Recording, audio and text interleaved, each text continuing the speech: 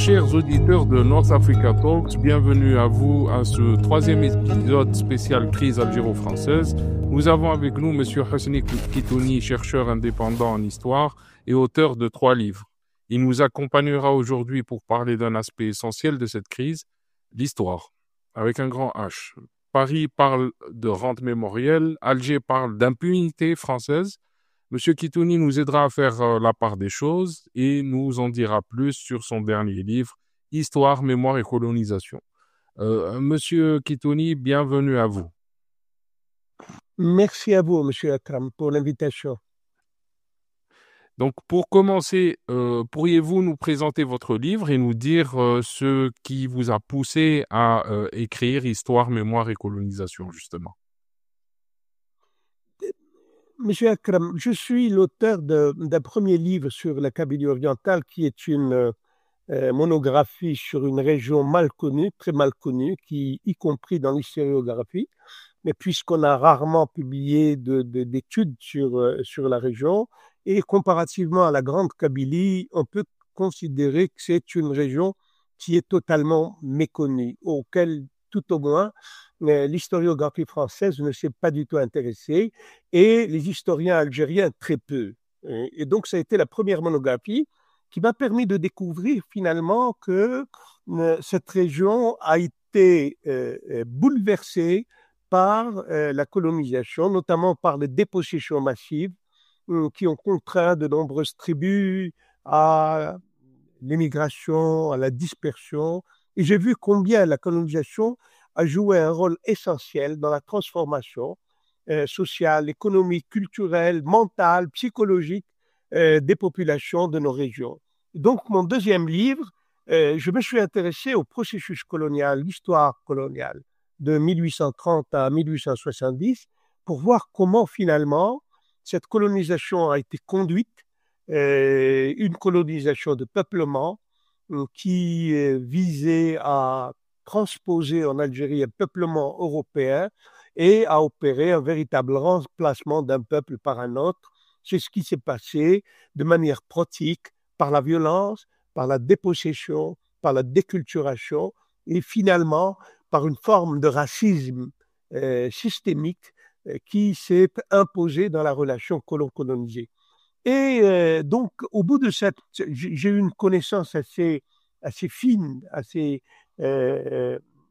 détaillée de la colonisation de ces pratiques, et on s'interroge comment des Algériens, après l'indépendance, ont-ils pris en charge cette histoire?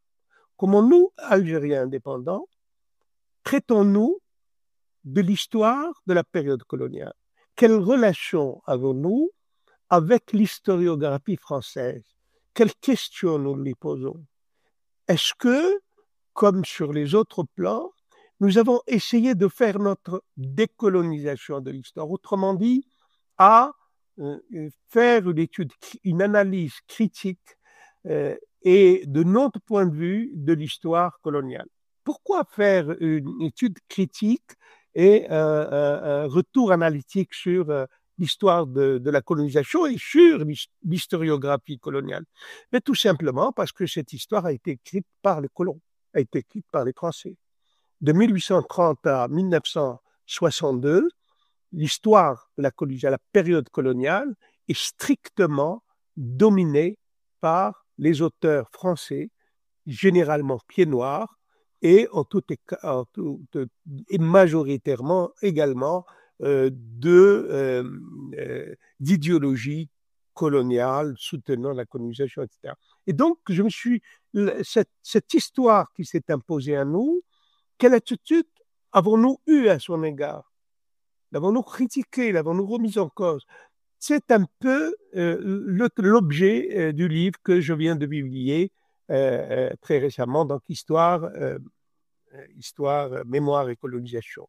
C'est donc une interrogation, une déconstruction, une analyse de l'historiographie coloniale, de l'historiographie nationale, mais en prenant un objet restreint qui est les enfumades d'Idara, ces 4 enfumades qui ont eu lieu, on dit, on dit qu'elles ont eu lieu dans le Dahra, et j'essaie d'analyser le discours historique autour de cet objet restreint qui est la violence dans le Dahra. Justement, vous parlez de ça, c'est l'objet de ma seconde question. Donc, dans votre livre, vous abordez ces enfumades, mais ces emmurades aussi, comme un symbole du mensonge colonial. Pourquoi cet événement en particulier est-il central dans votre réflexion sur l'histoire algéro-française? Mais écoutez, quand on parle de colonisation aujourd'hui, le biais critique, aussi bien chez les auteurs français que chez nous, et d'ailleurs on est en période de crise et ça revient de manière récurrente, le cœur, la centralité de la critique tourne autour de la violence. Quand vous lisez Olivier de Courgon-Maison ou Monceron ou bien Charles-André Julien, ou bien, leur critique de la colonisation se fait autour de la violence. Ils disent, oui, la colonisation était ceci, cela, mais elle a été violente. Elle a été destructrice de la société algérienne. Elle n'a pas été assimilationniste, en quelque sorte, mais elle a été brutale, violente. Et on met ça sur le compte de l'armée, on met ça sur le compte des régimes, des différents régimes, etc. Et il y a en quelque sorte une victimisation de l'Algérien. L'Algérien est objet de savoir, objet d'étude. Il a été victime d'eux. Or, bizarrement, de manière bizarre, les autochtones, nous autres, également, quand nous faisons l'histoire, la critique de la colonisation, et actuellement c'est le cas, nous prenons le biais de la violence. La colonisation a été génocidaire. Hein, tout le monde lui dit, non, elle a été violente, elle a commis des massacres. C'est indiscutable qu'elle ait commis des massacres. Mais la colonisation n'est pas critique simplement parce qu'elle a commis des massacres. La colonisation est globalement négative, racialisante, décivilisatrice, destructrice. Il n'y a pas simplement la violence directe, létale, brutale. Il y a aussi toutes les autres violences, parfois invisibles, qui constituent le cœur, la centralité de la négation, de la barbarie coloniale. Et généralement, cet autre aspect, on ne le voit pas, il est invisibilisé. Or, c'est l'aspect le plus essentiel, c'est-à-dire comment la colonisation transforme une société, décivilise une société, et le fait par des procédés multiples, par la dépossession des terres, par la destruction de la culture, par la déstructuration des tribus, par des préjugés raciaux, etc., par un système juridique extrêmement dominateur, exclusif. Or, tous ces aspects, on n'en parle pas, comme s'ils n'existaient pas. Et on parle simplement de la violence. Et donc, moi, j'ai pris un objet qui est emblématique de la violence coloniale. Tout le monde en parle, les Français comme les Algériens. Ce sont les enfumades du Dahra. Et alors, je me suis posé la question, mais comment se fait-il qu'un événement qui a eu lieu en 1845, sur lequel un récit a été construit, c'est le récit de Pélissier, du général, en fait devenu général, mais à l'époque il était colonel. C'est un récit qui a été publié par le journal L'Akhbar d'Alger, le 24 juin 1845, puis réédité par le journal des débats de Paris, qui a fait scandale, il y a eu un débat, et ce récit qui a été publié, c'est le même que l'on retrouve de 1845 à aujourd'hui. Quand vous allez au Dahra, sur la stèle commémorative des événements, qu'est-ce que vous trouvez décrit sur la stèle? C'est le récit écrit par Pélissier. C'est quand même étonnant. Un récit qui a cette permanence, qui a servi aussi bien à faire l'apologie du crime, puisqu'il a servi à Pélissier pour la raconter de manière publique, pour en parler. Il a servi ensuite à la littérature, la propagande coloniale, pour faire l'apologie de ce crime. On dit, pendant toute la colonisation, on a fait l'apologie des enfumades. C'était la violence d'identité pour les colons.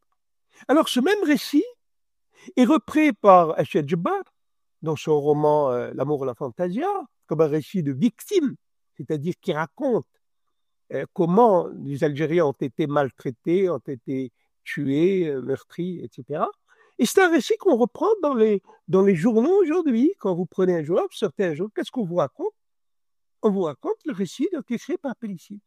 C'est-à-dire que si je donne une image, à Nakhmania, au Dahra, à l'endroit où se situent les grottes, Pélissier était installé sur le pont et il regardait les grottes d'en haut.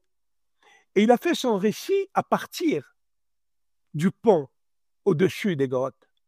Ce qui s'est passé à l'intérieur des grottes, ce qui s'est passé avant et ce qui s'est passé après pour des populations, personne ne le raconte. On ne sait pas ce qui s'est passé avant. Comment les paysans, comment cette tribu de Ouladriya a été conduite à entrer dans la grotte? Pourquoi de ces réfugiés là? Combien étaient-ils? Qu'est-ce qu'ils portaient-ils? Comment se sont-ils défendus? Bien, on n'en sait rien. Comment ont-ils vécu à l'intérieur de la grotte? Se sont-ils défendus? Ont-ils tenté de se rendre? Personne n'en sait rien. Et après, qu'est-elle devenue cette tribu? Et y sont-ils tous morts? Y a-t-il eu des rescapés? Que sont-ils devenus? On n'en sait rien. Donc, ce qui concerne les victimes est invisibilisé, complètement invisibilisé. On raconte la scène du point de vue du bourreau, c'est-à-dire du point de vue de Pélissier. Alors moi, je suis allé tenter, chercher à écrire l'histoire du point de vue des vaincus, du point de vue de ceux qui ont subi l'enfumade. Et c'est là, en travaillant sur les archives françaises, je suis allé en France pour consulter les archives, et longtemps travaillé sur l'archive, et j'ai trouvé que c'était une histoire de mensonge du début à la fin. On nous a menti. On nous a menti, Pélissier a menti pour faire son autoglorification. Bugeaud, qui a repris le récit de Bugeaud, a menti. Les historiens français, y compris Charles-André Juluin, ont menti, nous ont donné des faux et des usages de faux, parce que rien ne s'est passé comme ils nous ont raconté. Et ensuite, je poursuis ma recherche sur les autres enfumades. Je me suis rendu compte que c'était de gros mensonges. Ça ne s'est pas passé comme ça.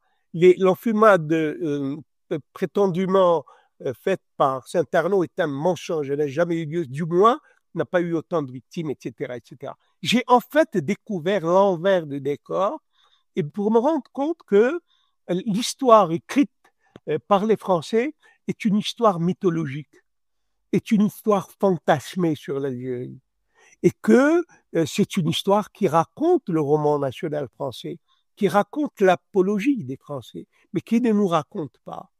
Que pour nous raconter nous-mêmes, il suffisait d'entendre, d'écouter le Hajj Zahra, qui a été interviewé par Léa Yadi dans son film sur les enfumades, et durant 5 minutes, elle nous a raconté, elle nous a donné un témoignage absolument bouleversant, absolument extraordinaire, puisque jeune fille, petite fille, elle est allée visiter avec son grand-père les grottes, elle a vu les squelettes, et elle raconte comment une femme rescapée des grottes, s'est mariée avec un membre des tribus, et lors de ce témoignage, elle a chanté un poème, elle a récité un poème absolument bouleversant qui rappelle la souffrance des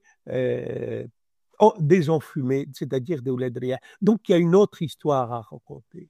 Et cette histoire à raconter, elle s'alimente d'autres sources, de nouvelles sources. C'est pas simplement les archives, c'est l'archéologie, c'est les chants populaires, c'est de multiples possibilités pour essayer de reconstituer une histoire qui n'est pas écrite jusque-là, c'est-à-dire l'histoire de nous par nous. Justement, vous parlez, concernant le récit des enfumades, vous parlez de construction par couches successives. Et ces Oui, oui. constructions-là ont eu lieu pour servir des intérêts politiques et idéologiques. Est-ce que vous pouvez Oui, nous en oui. dire plus sur ces intérêts-là? Et est-ce que vous Bien. pouvez aussi nous expliquer comment vous êtes arrivé à cette conclusion? Est-ce que c'est à partir d'archives ou de sources ou à partir de l'analyse de ce qui a été produit déjà? Bien, écoutez, voilà. Je vais d'abord dire pourquoi il y a eu la question que l'on se pose, que tout historien se pose, comment se fait-il que depuis 1830, il y a eu des atrocités absolument innommables, des massacres absolument innommables, un peu partout en Algérie, hein, avant 1845. Comment se fait-il que seuls les enfumades ont fait scandale et ont rendu public? Pourquoi les autres? Mais tout simplement parce qu'il y a un interdit dont que je raconte dans le livre. Il y a une règle de l'information militaire, c'est de ne jamais révéler le nombre de victimes civiles, les atrocités qu'elles ont subies, les massacres qui ont été perpétrés doivent être couverts par la censure. C'est interdit. On dit tout quoi, dans une lettre envoyée par le maréchal Schultz, le président du Conseil français, ministre de la guerre, qui envoie à Bugeaud et lui dit, écoutez, les informations sensibles sur la guerre en Algérie, on ne doit pas les divulguer. Pourquoi? Parce que ça va donner mauvaise réputation à l'armée en France et ça va nous faire perdre l'opinion publique française et l'opinion publique internationale, européenne notamment. Il ne faut pas que l'armée française apparaisse comme une armée barbare, sauvage en Algérie. Il faudrait la montrer sous le beau visage. Et pour cela, nous avons besoin d'une information expurgée. Hein. C'est la règle qui est appliquée par les officiers. Comment expliquer qu'un journal d'Alger, contrôlé par le gouvernement, par Bugeaud, personne, l'Akhbar est un journal qui ne doit pas sortir avant l'imprimature de Bugeaud. Comment se fait-il que ce journal-là, contrôlé par le gouvernement, révèle une information aussi sensible et aussi dévastatrice pour l'armée française? C'est la grosse question que jamais les historiens français ne se sont posés. Comment avant et même après, il y a que ça. Et au plus, un événement d'une extrême gravité est raconté avec de multiples détails. Il faut relire le texte du journal. C'était avec... bien, et là, je me suis mis à enquêter là-dessus. Pourquoi? Parce que cette même question, pourquoi y a-t-il eu révélation du massacre? Le général Conrobert, qui était l'adjoint de Saint-Arnaud en 1845, qui a assisté aux enfumades, etc., dans ses mémoires, il nous dit ceci, il nous dit, ben oui, le rapport de Pélissier, il a été divulgué tout simplement parce que il a envoyé à Alger, depuis Dahra, il a envoyé à Alger par Témèche, le rapport est arrivé à Alger et personne ne l'a arrêté. C'est-à-dire que Bugeaud était absent. Il était en Kabylie, et donc le rapport est parti à Paris, il arrive au ministère de la guerre, et c'est là où, nous raconte Conrobert, quelqu'un de malveillant, qui n'aime pas l'armée, qui est un opposant à l'armée, au gouvernement, il l'a divulgué, il l'a donné à la presse. Et c'est ainsi qu'il y a eu scandale. Et il nous explique donc que l'origine du scandale, c'est il dit c'est l'erreur à Pélissier, il a fait un récit malencontreux, il a voulu un peu se fanfaronner, etc. Et donc, il a raconté des datas, il a donné des détails qu'il ne devait pas donner par prétention, etc. Malencontreusement, ce rapport n'a pas été arrêté à Alger, il était divulgué. Ben, Conrobert le raconte en 1892. Charles-André Julien, après lui, il revient et il nous dit oui, le rapport de Pélissier a fuité à partir de Paris. C'est-à-dire qu'il reprend le même récit que Conrobert sans même le corriger. Or, il y a déjà là, au niveau de ce récit, il y a déjà quelque chose qui ne va pas. Comment dire qu'il y a eu fuite du rapport alors que tout le monde sait que ce rapport-là a été publié par le journal des débats à Paris et que le prince de la Moscova, celui par lequel le scandale est arrivé au niveau du Sénat, est arrivé devant les sénateurs, il a fait un discours, il a dit « Messieurs, un journal, l'Akhbar d'Alger vient de publier un article, voilà ce qu'il dit, voilà ce qu'il dit, voilà ce qu'il dit, et cet article a été repris par le journal des débats, et c'est le scandale est parti par là. » Donc, dans le contenu même de l'événement, c'est-à-dire comment il a été rapporté au Sénat par le prince de la Moscova, nous avons la réponse à la question par où, par qui le rapport a été publié. Or, quand Robert nous dit il y a eu fuite, il a fuité, il a menti, il dit alors qu'il n'a pas fuité, il a été publié par la presse. Donc, premier mensonge. Charles-André Julien, un historien avéré, au lieu de rectifier l'erreur, de dire attention, quand Robert il a menti, parce que ça n'a pas fuité à partir de Paris, mais ça a fuité à partir d'Alger. Or, lui-même, Charles-André Julien, reprend le même mensonge et dit ah, le rapport a fuité au niveau du ministère parce que Bugeaud était absent. Voilà l'autre. Et après lui, tous les historiens reprennent la même histoire. Pélissier a commis une erreur et moi, je suis allé chercher. Je suis allé chercher dans les archives, dans les documents. Qu'est-ce que je trouve?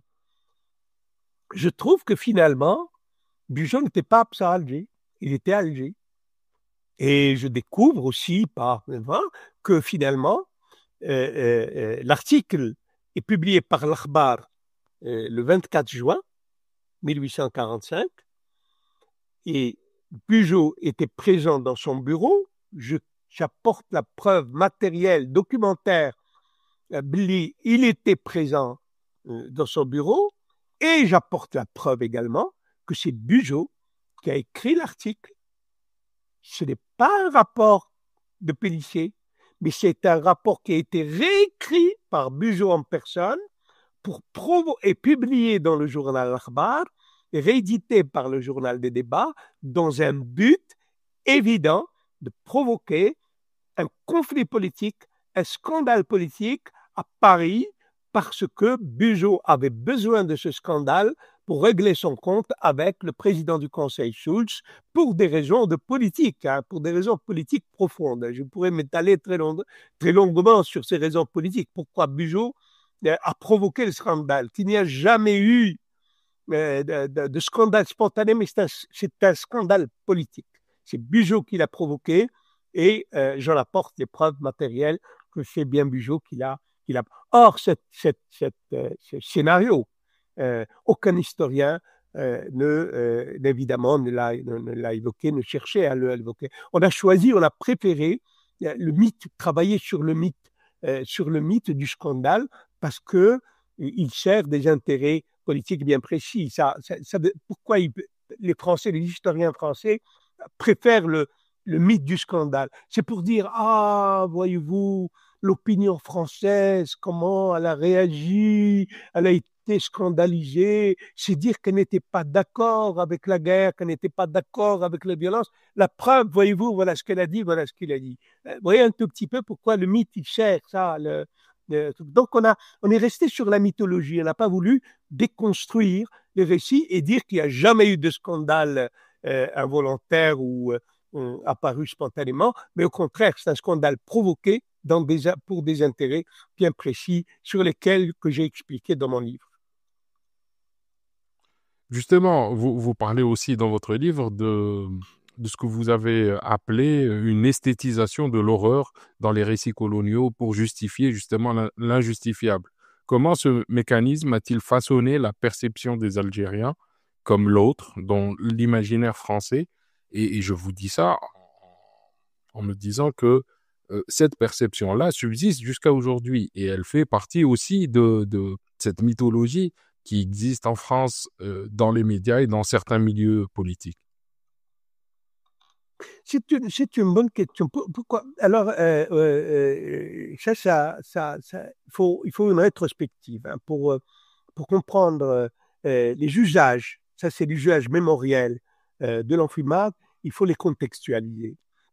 Il y a eu une première phase, c'est 1845 à, disons 1962, hein, jusqu'à l'indépendance. Durant cette période, les enfumades ont surtout été mythologisés, transformés en mythe de la violence, qui a servi à la construction du roman colonial français. C'est-à-dire que les Européens, les colons, ont mythologisé la violence, on l'a rendu, parce que c'est par la violence que s'est construit le peuplement colonial. C'est dans la tuerie de l'autre, dans la victoire sur l'autre, dans la violence sur l'autre. Et l'enfumade apparaissait comme emblématique de cette violence. Nous les avons massacrés, nous les avons tués. Et pendant toute la période coloniale, il n'y avait aucune honte pour les colons à raconter ça. Et est-ce que vous savez que les enfumades sont inscrites sur un guide touristique? On allait visiter les grottes. C'était vraiment ça faisait plaisir. Voilà comment nous les avons vaincus. Voilà comment nous les avons massacrés, comment nous les avons tués. Et ça faisait partie de l'imaginaire du colon, qui est en but de manière quotidienne à l'Algérien. C'est aussi bien pour l'affirmation de soi. Voilà ce que nous sommes. Nous sommes les produits de cette violence. Mais en même temps pour terroriser l'autre, pour dire à l'autre, regarde ce qu'on peut faire de toi.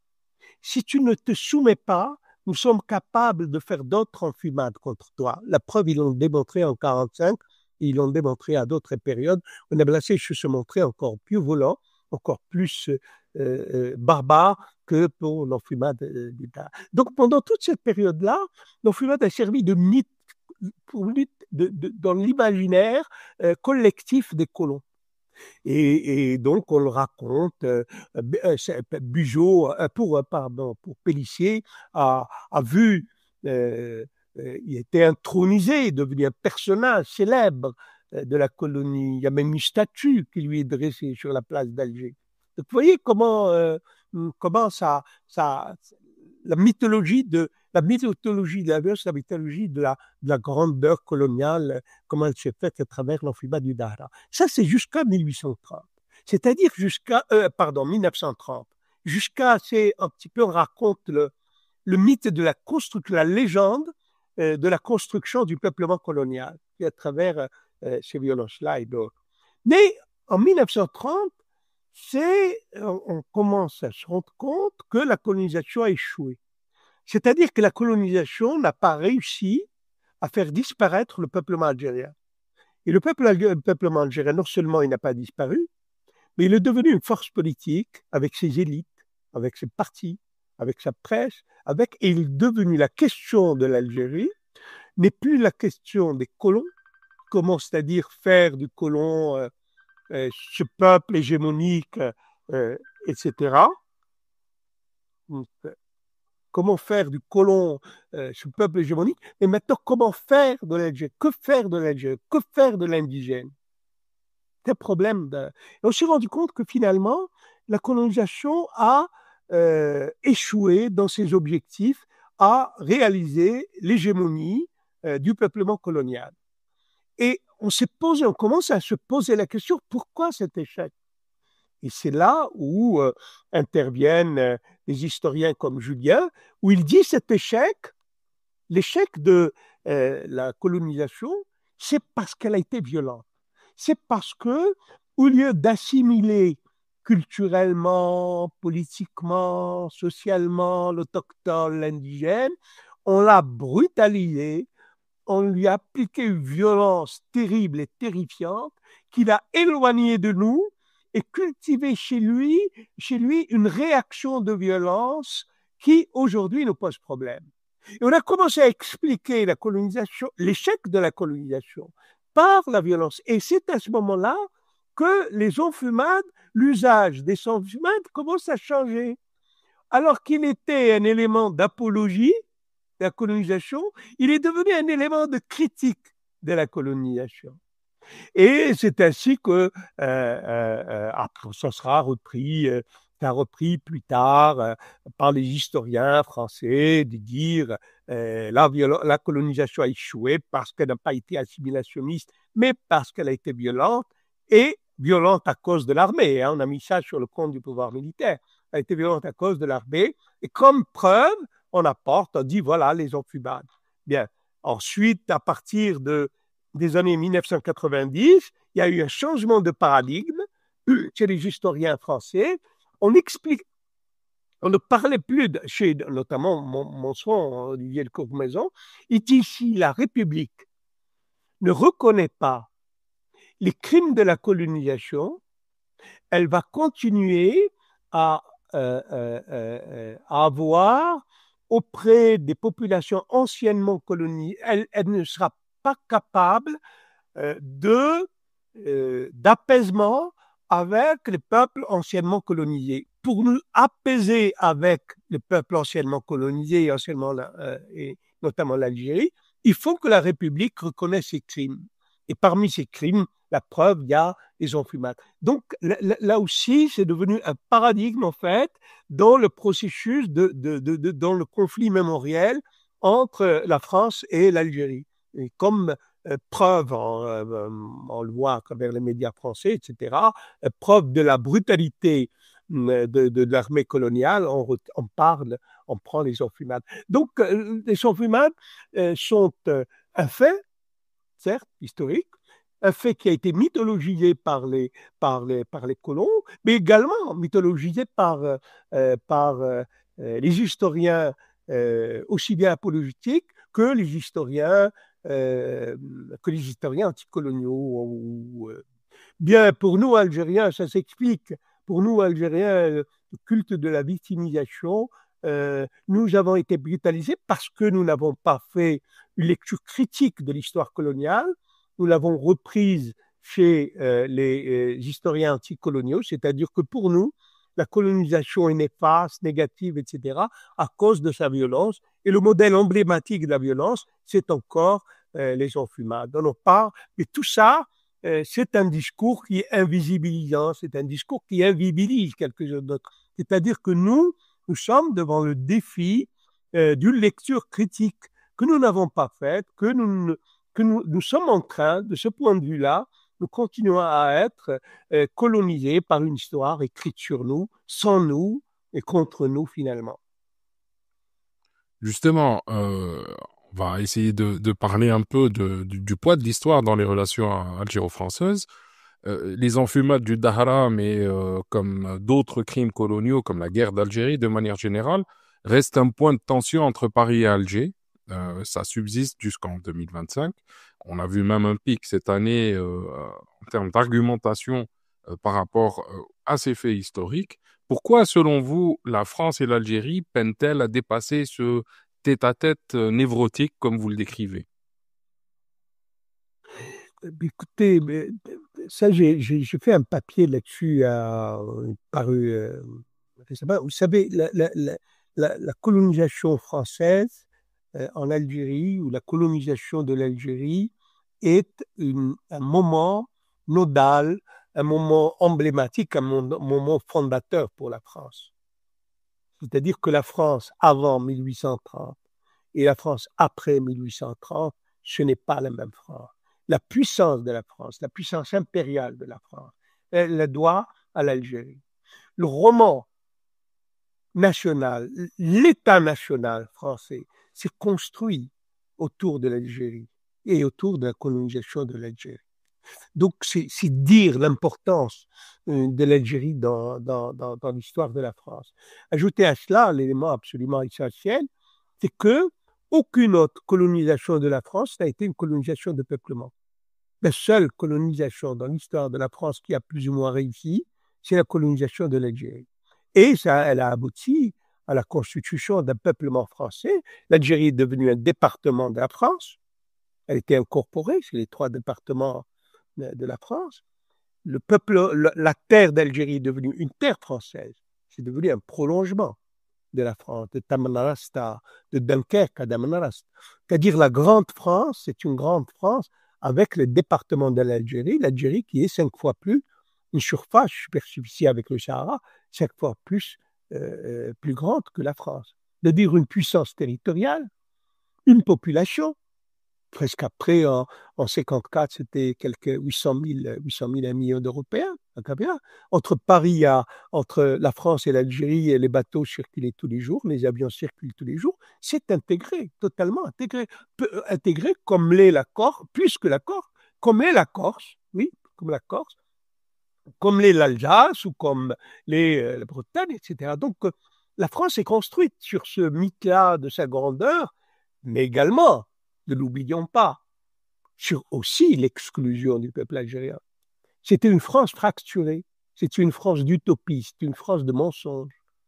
Elle était grande France, république, etc., mais avec un peuplement algérien qui était mis sous terre, qui était écrasé, surexploité, dominé, etc. C'est terrible.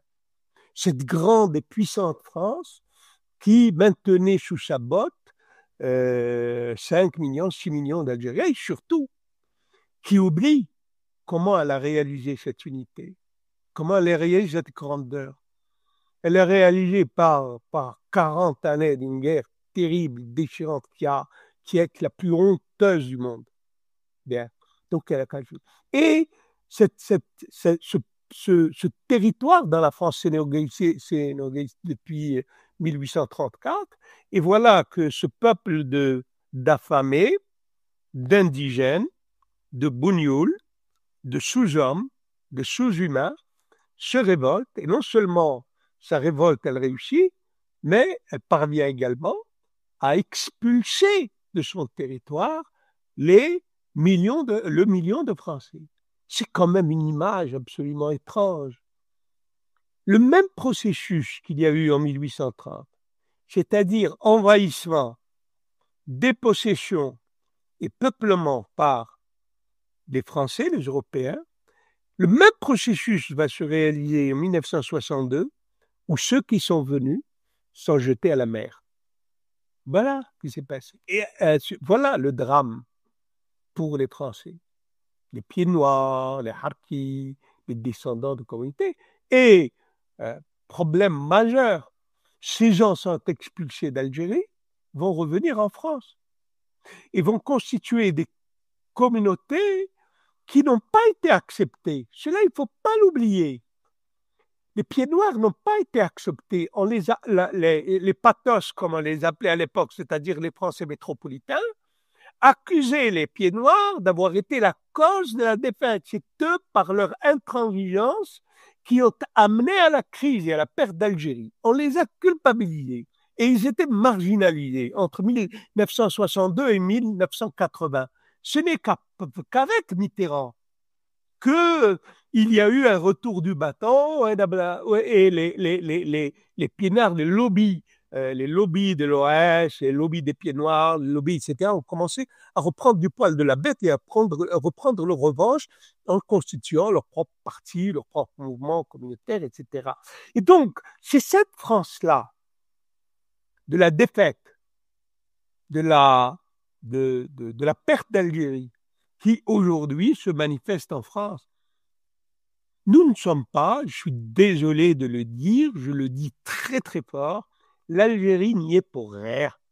L'Algérie n'est pas en cause dans le conflit qu'il y a aujourd'hui entre la France et l'Algérie. C'est la France qui est malade de l'Algérie. Il n'y a pas une action qui arrive sans que l'Algérie ne revienne au centre du débat, etc., parce que la France n'a pas réussi à régler son problème avec son propre passé. Les nazis, l'Allemagne a réussi à régler son problème avec le nazisme. Il y a eu une condamnation de manière France et indiscutable du nazisme, un travail de mémoire extraordinaire sur le nazisme. La France n'a pas fait son mea culpa sur la colonisation et elle continue à entretenir ses mythes coloniaux et malheureusement elle entretient le mythe de la défaite. Elle n'entretient pas le mythe de la victoire. Elle entretient le mythe de la défaite et qui est coupable? C'est l'Algérien qui est là-bas, c'est l'immigré. L'immigré, l'Algérien, le ceci devient le bouc émissaire, devient l'alibi sur lequel on déverse toute cette haine, toute sa haine, tout son truc de l'extrême droite, des trucs, etc. Mais du côté algérien, je suis Si vous faites une chronologie des événements de 62 à aujourd'hui, il ne faut pas oublier qu'on nous a massacrés, hein, qu'il y a eu des ratonnades. Jusque dans les années 80, on tuait encore de l'Algérien à Paris. On massacrait encore de l'Algérien à Paris. Et donc, aujourd'hui, on veut revenir à cette période où on massacre de l'Algérien à Paris pour se venger de l'indépendance. Voilà. Il y Je a ne eu sais quand pas si même j'ai une répondu à tentative. votre question. Ah oui, oui, oui, oui, oui, oui. Et elle fait jonction avec la question d'après. Et justement, en 2021, on a vu une sorte de tentative de rapprochement Emmanuel Macron, Abdelmajid Tebboune. Emmanuel Macron ayant mis en place une sorte de commission mixte pour traiter de cette mémoire-là. On a eu en 2021 le rapport Stora, qui avait été commandé par Macron pour apaiser justement ces tensions mémorielles. Vous avez critiqué ce rapport. Quelles sont selon vous ses limites principales dans la reconnaissance des crimes coloniaux? Écoutez, j'ai eu rappelé en 2005, 2004, 2003, rappelez-vous, qu'est-ce qu'il y avait entre Bouteflika et Chirac? Il y avait le traité d'amitié qui devait être signé. Il était écrit, le traité d'amitié. Il n'attendait que la signature. Qu'est-ce qui s'est passé? Il y a eu la fameuse loi de 2005. Donc personne ne sait comment elle est arrivée sur le tapis. On ne sait absolument pas. Et le traité d'amitié est parti en patate. Il n'a pas été. Mais cette fois-ci aussi, Macron veut un peu réconcilier les mémoires sous l'impulsion de Stora, puis il y a plein de cravates, peut-être qu'il est sincère, j'en sais rien. Il croit que il suffit qu'entre les deux pays, qu'on reconnaisse quelques crimes par-ci, quelques crimes par-là, et puis que l'Algérie passe des concessions, mais etc. Et ça allait, ça a commencé à prendre ça a commencé à prendre, hein, la patte commençait à prendre, et la droite est intervenue pour mettre fin à cela. Mettre fin à cela, on a poussé, la présidence française a été poussée à l'erreur, poussée au conflit. Il y a des raisons un peu plus profondes aussi, hein, qui mènent pourquoi la déclaration sur le Sahara occidental avec la marocanisation du Sahara, etc. Mais je ne crois pas que la cause du conflit est là. La cause du conflit, il n'y aura jamais de réconciliation des mémoires entre l'Algérie et la France. C'est pas parce que nous ne le voulons pas, c'est parce qu'ils ne le veulent pas, parce que la droite ne le veut pas. Parce que la droite française, qui constitue aujourd'hui la majorité de l'opinion, n'est pas encore capable d'admettre que la colonisation a été une barbarisation, que la colonisation a été un ensauvagement de l'Occident en Algérie. Ça, ils ne l'accepteront jamais. Ils n'accepteront parce que pour l'accepter, il faudrait dans des musées, il faudrait enlever des musées, tous les tables, tout le patrimoine qui raconte le crime de la colonisation. Allez visiter les musées de France, parcourez les rues de France, et vous trouvez partout, il y a des noms d'anciens bourreaux, il y a des noms d'anciens massacreurs, de Pélissier, de Cavaignac, de Saint-Arnaud, etc. Des rues portent leur nom. Croyez-vous qu'on peut effacer, qu'on peut se réconcilier la mémoire sans qu'on enlève, sans qu'on débaptise les rues des noms de ces criminels ou sans qu'on enlève des musées les tableaux qui illustrent les crimes de la colonisation? Croyez-vous qu'on peut se réconcilier sans remettre, sans ouvrir les archives et les redonner en totalité aux Algériens afin qu'ils puissent étudier leur histoire et comprendre ce qui s'est passé? Croyez-vous qu'on peut réconcilier mémoire si on n'admet pas, par définition, que la colonisation est une bestialité à l'origine, que ce n'est pas tel ou tel de ces crimes qui est condamnable, mais c'est en son essence même que la colonisation est une absolue négation de l'homme et négation de l'humanité. Voilà pourquoi je ne crois pas à la réconciliation. Il ne peut y avoir la réconciliation de l'Algérie avec la France commence d'abord par la réconciliation des Français entre eux-mêmes pour admettre que la colonisation a été un crime. Ce n'est pas pour nous. C'est la France entre elle-même qui doit reconnaître qu'elle a un passé horrible de crimes et de barbarie contre les peuples colonisés. C'est ça le travail de mémoire que doivent faire les Français entre eux. C'est pas avec nous, c'est d'abord avec eux. Maintenant, s'ils veulent se réconcilier avec nous, la réconciliation signifie quoi? La réconciliation signifie tout simplement réparation. Réparation de ce qui était, restitution des archives, réparation des effets des essais nucléaires, réparation des mines antipersonnelles qui ont fait 4 000 morts, réparation sur les disparus afin qu'ils puissent fournir suffisamment d'informations pour qu'on puisse savoir ce que sont devenus ces disparus de la bataille d'Alger. Et il y a de multiples dossiers sur lesquels doit avoir une véritable réconciliation, c'est-à-dire une réparation, restitution des objets culturels qui sont entreposés dans les musées, dans les caves des musées français. Vous voyez que c'est le sens profond de la réconciliation. J'ajouterais peut-être pas que les disparus de la bataille d'Alger, les disparus de manière Oui, tous. générale, toutes les victimes des Oui, corvées vous de en bois, connaissez un bout. Vous en connaissez un voilà, bout. Voilà. voilà. Vous pensez à vous, oui, bien sûr, je pensais aussi à ça. Bien, bien. Oui. Chacun de nous porte en lui un drame et une mémoire qui appelle à réparation. Bien sûr. Justement, comment vous interprétez les initiatives algériennes comme les projets de loi criminalisant la colonisation ou bien tout ce qui est fait, les commissions, etc. Est-ce que c'est une réponse suffisante pour réhabiliter la mémoire des victimes? Mais surtout, est-ce que vous pensez que cette démarche officielle algérienne est suffisante ou elle fait sens? Je crois qu'il y a, il y a le niveau diplomatique, il y a le niveau pratique, j'allais dire. Il y a le niveau diplomatique, il a ses règles de fonctionnement entre deux États, comment tout cela peut se faire. Il peut pas, c'est un sujet, bien qui m'échappe, sur lequel je peux évidemment pas parler. C'est pas que je ne puis pas, mais c'est un sujet qui est en marge de ma réflexion. C'est pas l'objet essentiel de ma réflexion. Moi, ma réflexion, c'est nous, en tant que citoyens, comment devons-nous écrire notre histoire, comment devons-nous prendre en charge notre mémoire. Le travail de l'État, c'est autre chose.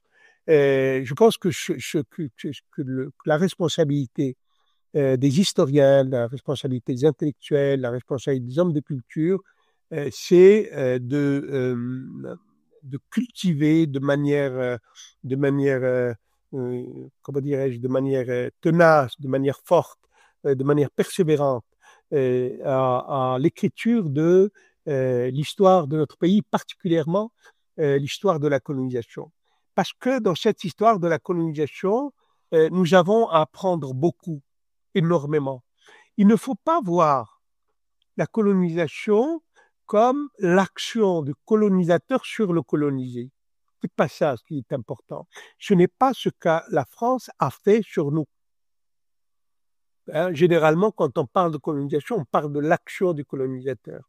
Or, pour moi, faire l'histoire de la colonisation, c'est faire l'histoire des colonisés, c'est faire l'histoire des victimes, c'est faire l'histoire des résistances. C'est une question qui devrait interpeller chacun de nous, qui devrait interpeller l'historien, mais également les intellectuels, les gens curieux. Comment se fait-il que ce peuple de 3 millions d'habitants, 3 500 000 d'habitants en 1830, soit agressé par une des puissances militaires et économiques mondiales, parce que la France était, même si elle était sur le déclin à un moment au début du XVIIIe siècle, mais c'était quand même une puissance militaire. Comment se fait-il que ce peuple a agressé par une puissance militaire qui a subi 40 années d'une destruction massive, d'une guerre impitoyable, qui a fait un tiers de morts, de disparus. En 1871, un démographe qui étudie l'histoire du peuplement algérien dit ceci, in extenso, dit ça, ceci. Il dit, nous observons un déclin du peuple algérien, qui était de 3 500 000, il est maintenant de 2 200 000. En 1872, vous l'avez, il était 2 200 000. Il dit ce peuple-là, à raison de 20 000 disparitions par an, il va disparaître. Voilà, il va disparaître. D'ici 10 ans, 15 ans en plus, il n'y aura que quelques restes, que quelques toutes petites minorités. Et le peuple qui va être majoritaire, c'est le peuple européen. Il dit, il va arriver aux Algériens, texto, hein, c'est ce qu'il dit, il va arriver aux Algériens ce qui est arrivé aux aborigènes et aux Indiens d'Amérique. C'est-à-dire, ils vont disparaître. Pourquoi? Il dit parce que ce peuple-là n'est pas capable de résister devant le progrès, devant l'envahissement, devant, etc., etc. 1892, c'est-à-dire 20 ans après. Nouveau recensement. Le peuple algérien de 2 200 000 atteint 4 400 000. Il a doublé. La population a doublé. Non seulement elle a doublé, mais le peuple européen est resté stagnant à 400 000. Est-ce que vous vous rendez compte de l'image? Cette transition démographique du peuple algérien est tout le sens de sa capacité de résilience et de sa capacité de résistance. Non seulement il résiste en 1892, mais il va continuer à augmenter démographiquement et il va, par l'occupation des villes, faire naître des élites nouvelles, instruites, qui vont porter l'étendard de l'insurrection et l'étendard de la révolte et l'étendard de l'anticolonialisme.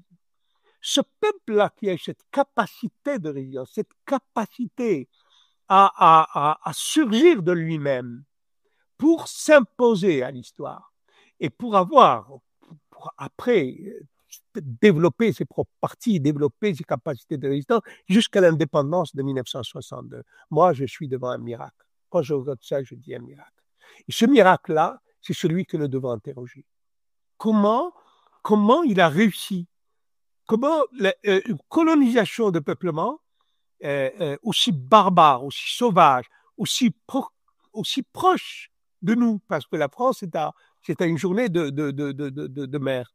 Comment nous avons réussi, comment le peuple algérien a réussi à résister et a réussi à faire face d'un point de vue culturel, d'un point de vue économique, d'un point de vue social, d'un point de vue, etc. C'est ce miracle que doivent interroger les historiens. En parlant de décolonisation, vous faites des parallèles entre la colonisation en Algérie et d'autres contextes, comme la Palestine par exemple. Vous ne le faites pas dans votre livre, mais vous l'avez fait durant votre carrière. En quoi ces comparaisons éclairent-elles les formes contemporaines de domination? Et vous savez, s'il y a un modèle comparable à l'Algérie, c'est bien la Palestine. L'Algérie est un modèle de colonisation, de peuplement qui a échoué. J'appelle ça une colonisation de peuplement en échec. Parce qu'en général, les colonisations de peuplement sont appelées telles parce qu'elles ont réussi un processus de remplacement du peuple autochtone par le peuple envahisseur. C'est un peu le cas de l'Australie, qui est typique de l'Australie, ou bien d'autres pays d'Amérique. Des Il y a États-Unis, le du problème de Canada. l'esclavage, etc. Oui, des États-Unis, etc. Il y a eu le problème d'esclavage, etc., qui ont fait introduire des populations nouvelles qui ne sont pas européennes. Hein. Et donc, cette mixture a créé un troisième élément au sein de la population qui fait que c'est différent un peu du cas de l'Algérie. Mais ce sont des colonisations de peuplement qui ont réussi puisqu'elles ont minorisé totalement le peuple autochtone par la violence, les maladies, etc., etc. Or, la colonisation de l'Algérie, elle s'est voulue comme telle. Elle s'est voulue comme telle. On a voulu, j'ai publié des textes là-dessus, où les Français ont dit on va faire comme l'Angleterre a fait en Amérique. On va remplacer le peuple algérien par un peuple envahisseur. Et donc cette entreprise-là de colonisation de peuplement a été mise en échec. C'est-à-dire qu'au bout du compte, le peuplement envahisseur n'a pas réussi à avoir l'hégémonie. Et pour dominer le peuple algérien, il a fallu que se maintienne le pouvoir de la métropole.